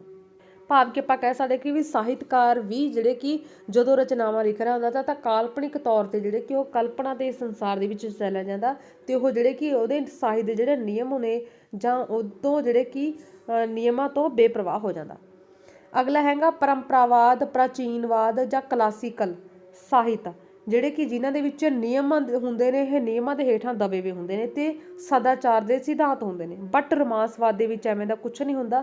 ਰੋਮਾਂਸਵਾਦ ਦੇ ਵਿੱਚ ਬੁੱਧੀ ਦੇ ਨਾਲੋਂ ਭਾਵਾਂ ਨੂੰ, ਫੀਲਿੰਗਸ ਨੂੰ ਜ਼ਿਆਦਾ ਮਹੱਤਵ ਦਿੱਤੀ ਜਾਂਦਾ, ਠੀਕ ਹੈ, ਫੀਲਿੰਗਸ ਨੂੰ ਜ਼ਿਆਦਾ ਮਹੱਤਵਤਾ ਦਿੱਤੀ ਜਾਂਦੀ ਆ ਰੋਮਾਂਸਵਾਦ ਦੇ ਵਿੱਚ। ਤੇ ਪਰੰਪਰਾਵਾਂ ਦੀ ਸੁੰਦਰਤਾ ਤੇ ਬੌਧਿਕਤਾ ਤੇ ਕਲਾ ਕੌਸ਼ਲਤਾ ਦਾ ਜਿਹੜੇ ਕਿ ਗਿਲਾਫ ਚਾੜਿਆ ਜਾਣਾ, ਭਾਵ ਕਿ ਆਪਾਂ ਇਹ ਕਹਿ ਸਕਦੇ ਕਿ ਰੋਮਾਂਸਵਾਦ ਦੇ ਵਿੱਚ ਭਾਵਾਂ ਨੂੰ, ਫੀਲਿੰਗਸ ਨੂੰ ਜ਼ਿਆਦਾ ਮਹੱਤਵ ਦਿੱਤਾ ਜਾਂਦਾ ਤੇ ਰੋਮਾਂਸਵਾਦ ਨੇ ਪਰਾਸਰੀਰਕਤਾ, ਜਿੰਨ, ਪਰੀਆਂ, ਸੁਪਨਿਆਂ, ਜਾਦੂ ਟੂਣਿਆਂ ਦੀ ਖੁੱਲ੍ਹੀ ਵਰਤੋਂ ਤੇ ਜ਼ੋਰ ਦਿੱਤਾ ਜਾਂਦਾ ਤੇ ਪ੍ਰਾਕਿਰਤਿਕ ਪ੍ਰੇਮ, ਪ੍ਰਾਕਿਰਤਿਕ ਰਹੱਸਵਾਦ ਇਹਨਾਂ ਦੇ ਮਨ ਭਾਉਂਦੇ ਵਿਸ਼ੇ ਹੁੰਦੇ ਨੇ। ਅੱਗੇ ਰੋਮਾਂਸਵਾਦ ਉੱਤੇ ਬਹੁਤ ਸਾਰੇ ਜਿਹੜੇ ਕਿ ਦੋਸ਼ ਵੀ ਲਾਏ ਜਾਂਦੇ ਨੇ ਕਿ ਜਿਵੇਂ ਇਹਦੇ ਵਿੱਚ ਇਹ ਵਿਅਕਤੀਵਾਦੀ ਹੈ ਤੇ ਇਹਦੇ ਵਿੱਚ ਫੀਲਿੰਗਸ ਪ੍ਰਧਾਨ ਹੁੰਦੀਆਂ ਨੇ, ਇਹਦੇ ਵਿੱਚ ਅਦਭੁਤਤਾ ਹੁੰਦੀ ਆ, ਪਰਾਸਰੀਰਕਤਾ ਹੁੰਦੀ ਹੈ, ਠੀਕ ਹੈ, ਇਹਦੇ ਵਿੱਚ ਤਾਂ ਇਹ ਸਾਰੇ ਜਿਹੜੇ ਕਿ ਇਹਨਾਂ ਦੇ ਜਿਹੜੇ ਕਿ ਦੋਸ਼ ਸੀ, ਔਗਣ ਸੀ। ਤੇ ਅੰਗਰੇਜ਼ੀ ਸਾਹਿਤ ਦੇ ਵਿੱਚ ਰੋਮਾਂਸਵਾਦ ਜਾਂ ਰੋਮਾਂਟਿਕ ਸ਼ਬਦ ਦੀ ਵਰਤੋਂ 19ਵੀਂ ਸਦੀ ਦੇ ਸ਼ੁਰੂ ਦੇ ਸਦੀ ਦੇ ਵਿੱਚ ਅੰਗਰੇਜ਼ੀ ਸਾਹਿਤ ਲਈ ਕੀਤੀ ਗਈ, ਅੰਗਰੇਜ਼ੀ ਕਾਵਿ ਲਈ, ਜਿਹਦੇ ਵਿੱਚ ਵਰਡਸਵਰਥ, ਕੋਲਰਿਜ, ਜਿਹੜੇ ਸ਼ੇਲੇ, ਕੀਟਸ, ਵਾਇਰਨ ਇਹ ਸੀ। ਅੱਗੇ ਹੈ ਰੋਮਾਂਸਵਾਦ ਦੇ ਲੱਛਣ। ਸੁਤੰਤਰਤਾ ਹੁੰਦੀ ਹੈ ਇਹਦੇ ਵਿੱਚ, ਠੀਕ ਹੈ, ਕਲਪਨਾਤਮਕ ਤੌਰ ਤੇ ਸੁਤੰਤਰਤਾ ਹੁੰਦੀ ਹੈ, ਜੋ ਮਰਜ਼ੀ ਸੋਚਿਆ ਜਾਵੇ ਇਹਦੇ ਵਿੱਚ, ਕਲਪਨਾ ਦੇ ਸੰਸਾਰ ਦੇ ਵਿੱਚ। ਸੁੰਦਰਤਾ ਹੁੰਦੀ ਹੈ ਇਹਦੇ ਵਿੱਚ, ਪਰਾਸਰੀਕਤਾ ਹੁੰਦੀ ਆ, ਅਦਭੁਤਤਾ ਹੁੰਦੀ ਆ, ਅਦਭੁਤ ਚੀਜ਼ਾਂ ਹੁੰਦੀਆਂ ਨੇ, ਠੀਕ ਹੈ। ਇਹਦੇ ਵਿੱਚ ਪ੍ਰਾਕਿਰਤਿਕ ਵਰਣਨ ਹੁੰਦਾ। ਹਾਂਜੀ, ਪੰਜਾਬੀ ਦਾ ਕਿੱਸਾ ਸਾਹਿਤ ਭਰਪੂਰ ਰੂਪ ਦੇ ਵਿੱਚ ਰੋਮਾਂਟਿਕ ਆ, ਵੀ ਕਿੱਸਾ ਸਾਹਿਤ ਹੈ ਜਿਹੜੇ ਕਿ ਉਹ ਰੋਮਾਂਟਿਕ ਕਾਵ ਦੇ ਵਿੱਚ ਆ, ਤੇ ਇਹਦਾ ਮੂਲ ਵਿਸ਼ਾ ਇਸ਼ਕ ਆ। ਤੇ ਦਮੋਦਰ ਦਾ ਕਿੱਸਾ ਹੀਰ ਰਾਂਝਾ ਪਰੰਪਰਾਵਾਂ ਤੋਂ ਵਿਰੋਧੀ ਹੋ ਕੇ ਲਿਖਿਆ ਗਿਆ ਸੀ, ਤਾਂ ਪਹਿਲਾ ਰੋਮਾਂਟਿਕ ਕਿੱਸਾ ਸੀ, ਠੀਕ ਹੈ, ਇਹ ਪੰਜਾਬੀ ਦਾ। ਤੇ ਪੰਜਾਬੀ ਵਿੱਚ ਰੋਮਾਂਚਿਕ ਕਾਵ ਆ ਜਿਹੜੇ ਕਿ ਪਲਾਇਨਵਾਦੀ ਨੇ, ਇਹ ਤੁਸੀਂ ਲਾਈਨ ਛੱਡ ਸਕਦੇ ਹੋ। ਤੇ ਪ੍ਰਗਤੀਵਾਦੀ ਸਾਹਿਤ ਤੋਂ ਮਗਰੋਂ ਪ੍ਰਯੋਗਸ਼ੀਲ ਲਹਿਰ ਨੇ ਰੋਮਾਂਸਵਾਦ ਨੂੰ ਜ਼ੋਰਦਾਰ ਜਿਹੜੇ ਕਿ ਭਾਵ ਕੀ ਇਹ ਤਾਂ ਵਿਰੋਧ ਕੀਤਾ। ਇੱਕ ਇਹਦੇ ਵਿੱਚ ਆਪਾਂ ਟੌਪਿਕ ਕਰਦੇ ਹਾਂ ਪ੍ਰਤੀਕਵਾਦ। ਹਾਂਜੀ, ਪ੍ਰਤੀਕਵਾਦ ਕੀ ਹੁੰਦਾ? ਪ੍ਰਤੀਕ ਕਿਸੇ ਦ੍ਰਿਸ਼ ਅਦ੍ਰਿਸ਼, ਠੀਕ ਆ, ਪ੍ਰਤੀਕ ਆ ਜਿਹੜਾ ਕੋਈ ਅਦ੍ਰਿਸ਼ ਜਾਂ ਅਵਿਵਕਤ ਸੱਤਾ ਜਾਂ ਦ੍ਰਿਸ਼ ਦਾ ਵਿਅਕਤੀਗਤ ਰੂਪ ਹੁੰਦਾ, ਭਾਵ ਕਿ ਕੋਈ ਚੀਜ਼ ਆ ਅਦ੍ਰਿਸ਼ ਆ ਤਾਂ ਉਹਨੂੰ ਆਪਾਂ ਦਰਸਾਉਣ ਦੇ ਲਈ ਜਿਹੜੇ ਚਿੰਨ੍ਹਾਂ ਦੀ ਵਰਤੋਂ ਕਰ ਲੈਂਦੇ ਆ ਤਾਂ ਉਹ ਕੀ ਹੁੰਦੇ ਨੇ? ਪ੍ਰਤੀਕ ਹੁੰਦੇ ਨੇ, ਠੀਕ ਆ, ਪ੍ਰਤੀਕ ਐਜ਼ ਅ ਸਿੰਬਲ। ਪ੍ਰਤੀਕਵਾਦ ਕਾਵ ਦਾ ਇੱਕ ਪ੍ਰਗਟਾ ਢੰਗ ਹੈ ਜਿਹਦੇ ਵਿੱਚ ਪ੍ਰਤੀਕਾਂ ਰਾਹੀਂ ਜੀਵਨ ਦੇ ਬੌਧਿਕ, ਸਦਾਚਾਰਿਕ, ਭਾਵੁਕ ਕੀਮਤਾਂ ਨੂੰ ਪ੍ਰਗਟਾਇਆ ਜਾਂਦਾ ਕਾਵ ਦੇ ਵਿੱਚ, ਠੀਕ ਹੈ। ਭਾਵ ਕਿ ਜਿਵੇਂ ਆਪਾਂ ਕੋਈ ਐਗਜ਼ਾਮਪਲ ਦੇ ਦਿੰਦੇ ਆ, ਉਹਦੇ ਵਿੱਚ ਕੁਛ ਇਹੋ ਜਿਹਾ ਸ਼ਬਦ ਵਰਤ ਲੈਣੇ ਜਿਹੜੇ ਦੂਜੇ ਨੂੰ ਰਿਪਰੈਜ਼ੈਂਟ ਕਰਦਾ, ਠੀਕ ਹੈ। ਜਿਵੇਂ ਆਪਾਂ ਕਹਿ ਦਈਏ ਵੀ ਤੂੰ ਸ਼ੇਰ ਬਣਿਆ ਫਿਰਦਾ, ਤਾਂ ਇਹਦੇ ਵਿੱਚ ਸ਼ੇਰ ਇੱਕ ਪ੍ਰਤੀਕ ਦੇ ਤੌਰ ਤੇ ਵਰਤ ਲਿਆ ਕਿ ਉਹ ਦਲੇਰ ਹੈ, ਠੀਕ ਹੈ। ਉਹਦੀ ਦਲੇਰੀ ਦੇ ਲਈ ਆਪਾਂ ਨੇ ਪ੍ਰਤੀਕ ਦੇ ਤੌਰ ਤੇ ਕੀ ਸ਼ਬਦ ਵਰਤ ਲਿਆ? ਸ਼ੇਰ, ਠੀਕ ਹੈ। ਤਾਂ ਇਸੇ ਤਰ੍ਹਾਂ ਦੁਸਹਿਰੇ ਦੇ ਅਵਸਰ ਤੇ ਜਿਹੜੇ ਕਿ ਰਾਵਣ ਦੇ ਪੁਤਲੇ ਤੇ 11 ਸਿਰ ਨੇ ਜਿਹੜੇ ਕਿ ਖੋਤੇ ਦਾ ਹੁੰਦੇ ਨੇ, ਤਾਂ ਇਸ ਗੱਲ ਦਾ ਪ੍ਰਤੀਕ ਹੁੰਦੇ ਨੇ ਕਿ ਉਹ ਰਾਵਣ 4 ਵੇਦਾਂ ਤੇ 6 ਸ਼ਾਸਤਰਾਂ ਦਾ ਵਿਦਵਾਨ ਹੁੰਦਾ ਹੋਇਆ ਵੀ ਉਹਦਾ ਦਿਮਾਗ ਜਿਹੜੇ ਕਿ ਖਰ ਦਿਮਾਗ ਸੀ। ਤੇ ਪ੍ਰਤੀਕਾਂ ਦੀ ਕੀਮਤਾਂ 2 ਤਰ੍ਹਾਂ ਦੇ ਹੋਣੇ, ਇੱਕ ਅੰਦਰੂਲੀ ਤੇ ਇੱਕ ਬਾਹਰੀ, ਠੀਕ ਹੈ। ਤੇ ਇਹਦਾ ਅਰਥ ਸਧਾਰਨ ਹੁੰਦਾ ਤੇ ਦੂਜੀ ਦਾ ਹੁੰਦਾ ਵਿਸ਼ੇਸ਼। ਤੇ ਇਸੇ ਤਰੀਕੇ ਨਾਲ ਐਗਜ਼ਾਮਪਲ ਆ ਜਿਵੇਂ ਤਿਰੰਗੇ ਦਾ ਝੰਡੇ ਦੇ ਵਿੱਚ ਜਿਹੜੇ ਕਿ ਲਾਲ ਰੰਗ ਕੁਰਬਾਨੀ ਦਾ ਪ੍ਰਤੀਕ ਹੁੰਦਾ, ਹਰਾ ਰੰਗ ਖੁਸ਼ਹਾਲੀ ਦਾ ਤੇ ਚਿੱਟਾ ਰੰਗ ਅਮਨ ਦਾ ਪ੍ਰਤੀਕ ਹੁੰਦਾ, ਸਿੰਬਲ ਹੁੰਦੇ ਨੇ, ਠੀਕ ਹੈ। ਤੇ ਮੁੱਢਲੇ ਕਾਲ ਦੇ ਵਿੱਚ ਲੋਕ ਆਪਣੀ ਬੋਲੀ ਦੇ ਵਿੱਚ ਅਲੰਕਾਰ ਵਰਤਦੇ ਸੀ। ਬੋਲੀ ਅਜੇ ਬਣ ਹੀ ਰਹੀ ਸੀ, ਠੀਕ ਹੈ, ਲੋਕ ਹੀ ਅਲੰਕਾਰ ਵਰਤਣ ਲੱਗੇ। ਤਾਂ ਵਿਚਾਰਾਂ ਦੇ ਮੁਕਾਬਲੇ ਵਸਤੂਆਂ ਦੀ ਗਿਣਤੀ ਜਿਹੜੀ ਕਿ ਵੱਧ ਗਈ, ਹਰ ਇੱਕ ਵਸਤੂ ਲਈ ਇੱਕ ਨਵਾਂ ਸ਼ਬਦ ਘੜਿਆ ਗਿਆ ਤੇ ਉਸ ਸ਼ਬਦ ਉਸ ਵਸਤੂ ਦਾ ਜਿਹੜੇ ਕਿ ਕੀ ਬਣ ਗਏ? ਪ੍ਰਤੀਕ ਬਣ ਗਏ। ਭਾਵ ਕਿ ਜਿਹੜਾ ਆਪਾਂ ਨਾਮ ਵੀ ਕਿਸੇ ਵਸਤੂ ਦਾ ਲੈਂਦੇ ਆ ਉਹ ਵੀ ਇੱਕ ਪ੍ਰਤੀਕ ਦੇ ਤੌਰ ਤੇ ਆ, ਠੀਕ ਹੈ। ਤੇ ਸਾਹਿਤ ਵਿੱਚ ਤੇ ਖਾਸ ਕਰਕੇ ਕਵਿਤਾ ਦੇ ਵਿੱਚ ਪ੍ਰਤੀਕ ਜਾਂ ਸੰਕੇਤਾਂ ਦਾ ਜਿਹੜਾ ਕਿ ਉੱਚਾ ਸਥਾਨ ਹੁੰਦਾ, ਇਹ ਬਹੁਤ ਜ਼ਿਆਦਾ ਵਰਤੇ ਜਾਂਦੇ ਨੇ। ਤੇ ਸਾਹਿਤ ਦੇ ਖੇਤਰ ਦੇ ਵਿੱਚ ਪ੍ਰਤੀਕਵਾਦ ਦਾ ਜਿਹੜਾ ਕਿ ਪ੍ਰਯੋਗ 1770 ਈਸਵੀ ਦੇ ਵਿੱਚ ਲਗਭਗ ਫਰਾਂਸੀਸੀ ਭਾਸ਼ਾ ਦੇ ਕਵੀਆਂ ਨੇ ਕੀਤਾ ਸੀ। ਤੇ ਪ੍ਰਕਿਰਤੀ ਤੇ ਪਦਾਰਥ ਜਾਂ ਵਸਤੂਆਂ ਦੇ ਲਈ ਸੰਕੇਤ ਦਾ ਕੰਮ ਕਰਦੀਆਂ ਨੇ, ਠੀਕ ਹੈ। ਜਿਵੇਂ ਬੇੜੀ ਜੀਵਨ ਯਾਤਰਾ ਦਾ ਸੰਕੇਤ ਆ, ਤਾਂ ਇਸ ਤੇ ਸਾਗਰ ਆ ਜਿਹੜੇ ਕਿ ਸੰਸਾਰ ਦਾ ਪ੍ਰਤੀਕ ਆ। ਤੇ ਪ੍ਰਤੀਕਾਂ ਦੀ ਹੋਂਦ ਪੰਜਾਬੀ ਨਾਟਕਾਂ 'ਚ ਵੀ ਮਿਲਦੀ ਹੈ, ਜਿਵੇਂ ਸੰਤ ਸਿੰਘ ਸੇਖੋਂ ਦਾ ਨਾਟਕ ਬਾਬਾ ਬੋਹੜ ਆ, ਤਾਂ ਪੰਜਾਬ ਦੇ ਇਤਿਹਾਸ ਦਾ ਇਹ ਪ੍ਰਤੀਕ ਆ, ਕਿਉਂਕਿ ਬੋਹੜ ਪੁਰਾਣਾ ਦਰਖਤ ਹੁੰਦਾ, ਤਾਂ ਇਸ ਤਰੀਕੇ ਨਾਲ ਇਤਿਹਾਸ ਦਾ ਪ੍ਰਤੀਕ ਹੋ ਗਿਆ। ਤੇ ਸੁਰਜੀਤ ਸਿੰਘ ਸੇਠੀ ਦਾ ਮਰਦ ਮਰਦ ਨਹੀਂ, ਤੀਵੀਂ ਤੀਵੀਂ ਨਹੀਂ, ਇਹਦੇ ਵਿੱਚ ਇੱਕ ਬ੍ਰਿਸ਼ ਨੂੰ ਸਮਾਜਿਕ ਬੰਧਨਾਂ ਦੇ ਪ੍ਰਤੀਕ ਦੇ ਤੌਰ ਤੇ ਵਰਤਿਆ। ਤੇ ਧਾਰਮਿਕ ਖੇਤਰਾਂ ਦੇ ਵਿੱਚ ਵੀ ਪ੍ਰਤੀਕਾਂ ਦਾ ਮਹੱਤਵ ਆ। ਪਰਮਾਤਮਾ ਨਿਰਾਕਾਰ ਆ, ਉਸਦਾ ਨਾਂ ਤੇ ਉਹਦੀ ਮੂਰਤੀ ਉਸਦੇ ਪ੍ਰਤੀਕ ਨੇ, ਠੀਕ ਆ। ਭਾਵ ਕਿ ਪਰਮਾਤਮਾ ਦਾ ਨਿਰਾਕਾਰ, ਉਹਦਾ ਕੋਈ ਆਕਾਰ ਨਹੀਂ, ਬਟ ਜਿਹੜਾ ਆਪਾਂ ਨਾਮ ਲੈਂਦੇ ਹਾਂ ਜਾਂ ਉਹਦੀ ਮੂਰਤੀ ਬਣਾਉਂਦੇ ਉਹ ਕੀ ਨੇ? ਪ੍ਰਤੀਕ ਨੇ। ਤੇ ਸੂਰਜ ਸਾਰੇ ਸੰਸਾਰ ਦੇ ਵਿੱਚ ਪਰਮਾਤਮਾ ਦਾ ਪ੍ਰਮੁੱਖ ਪ੍ਰਤੀਕ ਆ। ਤੇ ਪ੍ਰਕਾਸ਼ ਆ ਜਿਹੜੇ ਕਿ ਗਿਆਨ ਦਾ ਪ੍ਰਤੀਕ ਆ। ਤੇ ਉਪਨਿਸ਼ਦ ਦੇ ਵਿੱਚ ਪੰਛੀ, ਜੀਵ, ਆਤਮਾ ਦਾ ਪ੍ਰਤੀਕ ਮੰਨੇ ਜਾਂਦੇ ਨੇ। ਤੇ ਪ੍ਰਤੀਕ ਆ ਜਿਹੜੇ ਕਿ ਲਮਕਾਇਆ ਹੋਇਆ ਰੂਪਕ ਹੀ ਹੁੰਦਾ। ਤੇ ਸਪੈਂਸਰ ਦੀ ਮਹਾਨ ਕਿਰਤ ਫੈਰੀ ਕੁਈਨ ਦੇ ਵਿੱਚ ਪ੍ਰਤੀਕਾਂ ਦੀ ਸੁੰਦਰ ਵਰਤੋਂ ਜਿਹੜੀ ਕਿ ਕੀਤੀ ਹੋਈ ਮਿਲਦੀ ਹੈ। ਅਗਲਾ ਟੌਪਿਕ ਕਰਦੇ ਆਪਾਂ ਇਹਦੇ ਵਿੱਚ ਬਿੰਬ। ਹਾਂਜੀ, ਸਿੰਬਲਸ, ਠੀਕ ਹੈ। ਹਾਂਜੀ, ਬਿੰਬ ਸਾਹਿਤਕਾਰ ਦੇ ਭਾਵ ਪ੍ਰਗਟਾ ਦੇ ਸਾਧਨ ਨੇ। ਭਾਵ ਕਿ ਬਿੰਬ ਕੀ ਜਿਹੜੇ ਕਿ ਆਪਣੇ ਭਾਵ ਨੇ, ਫੀਲਿੰਗਸ ਨੇ, ਉਹਨਾਂ ਨੂੰ ਪ੍ਰਗਟਾਵੇ ਕਰਨ ਦਾ ਜਿਹੜੇ ਕਿ ਸਾਧਨ ਨੇ ਬਿੰਬ। ਆਪਾਂ ਸਧਾਰਨ ਰੂਪ ਦੇ ਵਿੱਚ ਕਹਿ ਸਕਦੇ ਹਾਂ ਕਿ ਬਿੰਬ ਕਿਸੇ ਮੂਲ ਵਸਤੂ ਦੀ ਪ੍ਰਤੀਕਿਰਿਆ ਜਾਂ ਪ੍ਰਤੀਛਾਇਆ ਹੁੰਦੇ ਨੇ। ਭਾਵ ਕਿ ਕੋਈ ਅਸਲ ਜਿਹੜੀ ਕੋਈ ਚੀਜ਼ ਹੈ ਉਹਦੇ ਲਈ ਜਿਹੜਾ ਕਿ ਆਪਾਂ ਕੁਛ ਪ੍ਰਤੀਛਾਇਆ ਵਰਤਦੇ ਜਾਂ ਪ੍ਰਤੀਕਿਰਤ ਵਰਤਦੇ, ਉਹ ਕੀ ਹੋ ਜਾਊਗਾ? ਬਿੰਬ ਹੋ ਜਾਊਗਾ। ਤੇ ਕਾਲਰਿਜ ਦੇ ਮੁਤਾਬਕ ਕਾਲਰਿਜ ਦੇ ਅਨੁਸਾਰ ਬਿੰਬ ਕਿਸੇ ਸੰਵੇਦਨਾ ਦੀ ਅਨੁਕ੍ਰਿਤੀ, ਕੋਈ ਭਾਵ, ਕੋਈ ਮਾਨਸਿਕ ਘਟਨਾ, ਕੋਈ ਅਲੰਕਾਰ, ਵਸਤੂਆਂ ਦੀ ਤੁਲਨਾਤਮਕ ਇਕਾਈ ਤੱਕ ਵੀ ਹੋ ਸਕਦਾ। ਤੇ ਕੇਵਲ ਇਸ ਦੇ ਵਿੱਚ ਕਿਸੇ ਤੱਥ ਨੂੰ ਪੇਸ਼ ਕਰਨ ਦੀ ਸਮਰੱਥਾ ਦਾ ਹੋਣਾ ਜ਼ਰੂਰੀ ਆ। ਭਾਵ ਕਿ ਬਿੰਬ ਕੋਈ ਵੀ ਬਣ ਸਕਦਾ, ਬਟ ਉਹਦੇ ਵਿੱਚ ਜਿਹੜੀ ਆਪਾਂ ਪੇਸ਼ ਕਰਨ ਜਾ ਰਹੇ ਹਾਂ ਉਸ ਨੂੰ ਪੇਸ਼ ਕਰਨ ਦੀ ਸਮਰੱਥਾ ਹੋਣੀ ਚਾਹੀਦੀ ਆ। ਤਾਂ ਕਿਹਾ ਜਾ ਸਕਦਾ ਕਿ ਬਿੰਬ ਸਾਡੀਆਂ ਪਹਿਲੀਆਂ ਜਿਹੜੇ ਕਿ ਭਾਵਨਾਵਾਂ ਨੇ, ਅਨੁਭੂਤੀਆਂ, ਭਾਵ ਕਿ ਆਪਣੇ ਮਨ ਦੇ ਵਿੱਚ ਜਿਹੜੇ ਫੀਲਿੰਗਸ ਨੇ, ਭਾਵਨਾਵਾਂ ਨੇ, ਉਹਨਾਂ ਨੂੰ ਮੂਰਤੀ ਕਰਨ ਵਾਲਾ ਹੋਣਾ ਚਾਹੀਦਾ। ਮੂਰਤੀਕਰਨ ਭਾਵ ਕਿ ਉਹ ਆਪਣੇ ਮਨ ਨੂੰ ਜਿਹੜੇ ਕਿ ਟੱਚ ਕਰਨ ਵਾਲੇ ਹੋਣੇ ਚਾਹੀਦੇ ਨੇ। ਠੀਕ ਹੈ, ਇਹਨੂੰ ਇੱਥੋਂ ਤੱਕ ਕਰਨ ਤੋਂ ਬਾਅਦ ਜਿਹਦੇ ਵਿੱਚ ਆਵੇਗ, ਸੰਵੇਦਨਾ, ਭਾਵਨਾ ਦਾ ਹੋਣਾ ਜ਼ਰੂਰੀ ਹੈ। ਦੈਨ ਉਸ ਤੋਂ ਬਾਅਦ ਤੁਸੀਂ ਫਿਰ ਇਹਨੂੰ ਕਰਨਾ, ਹਾਂਜੀ, ਬਿੰਬਾਂ ਰਾਹੀਂ ਜੀਵਨ ਦੇ ਬੌਧਿਕ, ਯਥਾਰਥ, ਸਦਾਚਾਰਕ ਅਤੇ ਭਾਵਕ ਅਰਥ ਜਿਹੜੇ ਕਿ ਪ੍ਰਗਟਾਏ ਜਾ ਸਕਦੇ ਨੇ। ਤੇ ਆਪਾਂ ਕਹਿ ਸਕਦੇ ਹਾਂ ਕਿ ਸਧਾਰਨ ਤੌਰ ਤੇ ਹੀ ਵਰਤਦੇ ਹਾਂ। ਠੀਕ ਹੈ, ਭਾਵੇਂ ਸ਼ਬਦ, ਪਰ ਉਸ ਦੇ ਉੱਪਰ ਕਿਸੇ ਖਾਸ ਹਵਾਲੇ ਦੇ ਜਿਹੜੇ ਕਿ ਬਿੰਬ ਹੁੰਦੇ ਨੇ। ਜਿਵੇਂ ਉਦਾਹਰਨ ਲਈ ਜਦੋਂ ਕਿਸੇ ਸ਼ੇਰ ਦੇ ਨਾਲ ਤੁਲਨਾ ਕਰਦਾ ਤਾਂ ਸਾਡਾ ਭਾਵ ਉਸ ਵਿਅਕਤੀ ਵਿਚਲੀ ਸੂਰਵੀਰਤਾ ਵਾਲਾ। ਠੀਕ ਹੈ, ਜਿਹੜੀ ਮੈਂ ਪਹਿਲਾਂ ਐਗਜ਼ਾਮਪਲ ਦਿੱਤੀ ਸੀ ਉਹ ਇੱਥੇ ਦੇ ਰੱਖੀ ਇਹਨਾਂ ਨੇ, ਨਾ ਕਿ ਇਹ ਦੱਸਣਾ ਕਿ ਉਹ ਵਿਅਕਤੀ ਸਰੀਰਕ ਤੌਰ ਤੇ ਸ਼ੇਰ ਆ, ਬਟ ਉਹਨੂੰ ਇੱਕ ਸਿੰਬਲ ਦੇ ਤੌਰ ਤੇ, ਇੱਕ ਕਹਿ ਸਕਦਾ ਬਿੰਬ ਦੇ ਤੌਰ ਤੇ ਵਰਤ ਲੈਂਦਾ ਨੇ। ਤੇ ਬਿੰਬਾਂ ਦੀ ਬਹੁਤੀ ਜ਼ਿਆਦਾ ਵਰਤੋਂ ਜਿਵੇਂ ਐਵੇਂ ਪ੍ਰਤੀਕਾਂ ਦੀ ਵੀ ਕਵਿਤਾ ਦੇ ਵਿੱਚ ਹੁੰਦੀ ਹੈ, ਐਵੇਂ ਇਹਨਾਂ ਦੇ ਬਿੰਬਾਂ ਦੀ ਵਰਤੋਂ ਜਿਹੜੀ ਕਿ ਕਵਿਤਾ ਦੇ ਵਿੱਚ ਜ਼ਿਆਦਾ ਹੁੰਦੀ ਆ। ਇਹਦਾ ਪਹਿਲਾ ਕਾਰਨ ਕੀ ਹੈ ਕਿ ਬਿੰਬਵਾਦੀ ਸ਼ਬਦਾਂ ਦੇ ਸੰਜਮ ਵੱਲ ਖਾਸ ਧਿਆਨ ਦਿੰਦੇ ਨੇ। ਸ਼ਬਦਾਂ ਦਾ ਸੰਜਮ ਹੀ ਕਵਿਤਾ ਦੀ ਇੱਕ ਜ਼ਰੂਰੀ ਵਿਸ਼ੇਸ਼ਤਾ ਮੰਨੀ ਜਾਂਦੀ ਹੈ। ਭਾਵ ਕਿ ਜਿਹੜੇ ਕਿ ਜਦੋਂ ਬਿੰਬ ਵਰਤ ਲਏ ਜਾਂਦੇ ਨੇ, ਜਿਹੜੀ ਆਪਾਂ ਨੇ ਵਿਸਥਾਰ ਦੇ ਵਿੱਚ ਗੱਲ ਕਹਿਣੀ ਹੁੰਦੀ ਉਹਨੂੰ ਆਪਾਂ ਥੋੜ੍ਹੇ ਸ਼ਬਦਾਂ ਦੇ ਵਿੱਚ ਹੀ ਕਹਿ ਕੇ ਸਾਰ ਦਿੰਦੇ ਹਾਂ। ਤਾਂ ਉੱਥੇ ਆਪਾਂ ਕਿਹੜੀ ਚੀਜ਼ ਵਰਤ ਰਹੇ ਹੁੰਦੇ ਹਾਂ? ਬਿੰਬ ਵਰਤ ਰਹੇ ਹੁੰਦੇ ਹਾਂ। ਠੀਕ ਹੈ, ਤਾਂ ਇਹਦੇ ਨਾਲ ਸੰਜਮਤਾ ਆ ਜਾਂਦੀ ਆ। ਠੀਕ ਹੈ, ਰਚਨਾ ਦੇ ਵਿੱਚ। ਤੇ ਬਿੰਬਵਾਦੀ ਕਲਾਕਾਰ ਉਹਨੂੰ ਕਿਹਾ ਜਾਂਦਾ ਜਿਹੜਾ ਆਪਣੇ ਹਾਵ ਭਾਵ ਦੇ ਲਈ ਕੁਝ ਬਿੰਬਾਂ ਰਾਹੀਂ ਪ੍ਰਗਟ ਕਰੇ। ਤੇ ਇਹਨਾਂ ਦੇ ਵਿੱਚ ਬਿੰਬ ਕਈ ਪ੍ਰਕਾਰ ਦੇ ਹੁੰਦੇ ਨੇ, ਜਿਵੇਂ ਰਸ ਬਿੰਬ, ਇਹਨੂੰ ਸਵਾਦ ਪਰਕ ਬਿੰਬ ਵੀ ਕਿਹਾ ਜਾਂਦਾ, ਜਿਹਦਾ ਸੰਬੰਧ ਜੀਵ ਦੇ ਨਾਲ ਆ। ਇਹ ਬਿੰਬ ਰਸ ਦਾ ਸੂਚਕ ਹੈ, ਜਿਸ ਤੋਂ ਪਤਾ ਲੱਗਦਾ ਕਿ ਕੋਈ ਚੀਜ਼ ਰਸੀਲੀ ਆ, ਫਿੱਕੀ ਆ, ਮਿੱਠੀ ਆ, ਜਾਂ ਕੌੜੀ ਆ, ਜਾਂ ਬੇਰਸੀ ਆ। ਜਿਵੇਂ ਤੈਨੂੰ ਵੇਖਿਆ ਸਬਰ ਨਾ ਆਵੇ, ਜਾਰਾ ਤੇਰਾ ਘੁੱਟ ਭਰ ਲਾਂ। ਫਰੀਦਾ ਸ਼ੱਕਰ ਖੰਡ ਨਿਵਾਤ ਗੁੜ, ਮਾਖਿਓ ਮਾਝਾ ਦੁੱਧ, ਸਭੇ ਵਸਤੂ ਮਿੱਠੀਆਂ ਰੱਬ ਨਾ ਪੂਜਨ ਤੁਧ। ਅੱਗੇ ਹੈਗਾ ਸਪਰਸ਼, ਜਿਹਦੇ ਨਾਲ ਸਪਰਸ਼ ਦਾ ਅਹਿਸਾਸ ਹੁੰਦਾ। ਹਾਂਜੀ, ਲੋਟਣ ਬਣ ਮਿੱਤਰਾ ਜੇ ਤੂੰ ਗੋਰੀਆਂ ਗੱਲਾਂ ਦਾ ਰਸ ਲੈਣਾ, ਚੁੰਬਕੀ ਗਰਸੀ ਨੂੰ ਸੁਣ ਸਖੀ ਜੋ ਜੋ ਛਡਾਵਣ ਲਗਸੀ, ਆਪ ਗਰਸਿਆ ਜਾਵਸੀ ਐਸਾ ਹੈ ਉਹ ਖਿੱਚਦਾਰ ਰੁੱਖ। ਰੂਪ ਬਿੰਬ, ਜਿਹਦੇ ਵਿੱਚ ਰੂਪ ਬਿੰਬ ਨੂੰ ਦ੍ਰਿਸ਼ਟੀ ਪਰਕ ਬਿੰਬ ਵੀ ਕਿਹਾ ਜਾਂਦਾ। ਇਹ ਇੱਕ ਕਿਸਮ ਦੀ ਤਸਵੀਰ ਪੇਸ਼ ਕਰਦਾ, ਸਾਡੇ ਸਾਹਮਣੇ ਇੱਕ ਤਸਵੀਰ ਉਕਰਨ ਲੱਗ ਜਾਂਦੀ ਹੈ ਜਦੋਂ ਆਪਾਂ ਇਹ ਪੜ੍ਹਦੇ ਹਾਂ। ਸਿਰ ਤੇ ਚੁੱਕੀ ਪੰਡ, ਘਾਹ ਦੀ ਪੈਲਾ ਪਾਉਂਦੀ, ਝੋਲੇ ਖਾਂਦੀ। ਠੀਕ ਹੈ, ਆਈ ਕੁੜੀ ਪੋਠੋ ਹਾਰਦੀ। ਤਾਂ ਇਹਨੂੰ ਜਦੋਂ ਆਪਾਂ ਪੜ੍ਹਦੇ ਤਾਂ ਆਪਣੇ ਅੱਖਾਂ ਦੇ ਅੱਗੇ ਤਸਵੀਰ ਆਉਣ ਲੱਗ ਜਾਂਦੀ ਹੈ। ਅੱਗੇ ਹੈਗਾ ਨਾਦ ਬਿੰਬ, ਜਿਹੜਾ ਸੁਣਨ ਸ਼ਕਤੀ ਨਾਲ ਸੰਬੰਧਿਤ ਆ। ਦੁਰਗਾ ਬਹਿਨ ਸੁਣਦੀ ਹੱਸੀ ਹੜ ਹੰਡਾਏ, ਡਮਕ ਡਮਕ ਡੋਰੂ ਡਮਕਾਉਂਦੇ। ਗੰਧ ਬਿੰਬ, ਜਿਹਦੇ ਵਿੱਚ ਸੁੰਘਣ ਸ਼ਕਤੀ ਨਾਲ ਸੰਬੰਧਿਤ ਹੁੰਦਾ, ਜਿਵੇਂ ਕੱਛਾਂ ਦੀ ਕੀ ਗੱਲ ਹਿਲਾਵਾਂ, ਭਰੀ ਹੋਈ ਬਦਬੋਈ। ਠੀਕ ਹੈ, ਮਨੋਵਿਗਿਆਨਿਕ, ਜਿਹਦੇ ਵਿੱਚ ਮਾਨਸਿਕ ਤਸਵੀਰ ਹੁੰਦੀ ਆ। ਦਿਲ ਮੁੜਦਾ ਹੀ ਨਹੀਂ ਉਸਦੇ ਦਰੋਂ, ਦੇਖਿਆ ਜਾ ਕੇ ਦੇਖਿਆ। ਹਾਂਜੀ, ਬਿੰਬਾਂ ਦੀ ਧਾਰਨਾ ਜਿਹੜੀ ਕਿ ਪਲੇਟੋ ਦੇ ਸਮੇਂ ਤੋਂ ਚੱਲੀ ਆ ਰਹੀ ਹੈ, ਤੇ ਪੰਜਾਬੀ ਸਾਹਿਤ ਦੇ ਵਿੱਚ ਖਾਸ ਤੌਰ ਤੇ ਕਵਿਤਾ ਦੇ ਵਿੱਚ ਬਿੰਬਾਂ ਦਾ ਪ੍ਰਯੋਗ ਹੈ ਜਿਹੜੇ ਕਿ ਮੁੱਢ ਤੋਂ ਹੀ ਆਇਆ।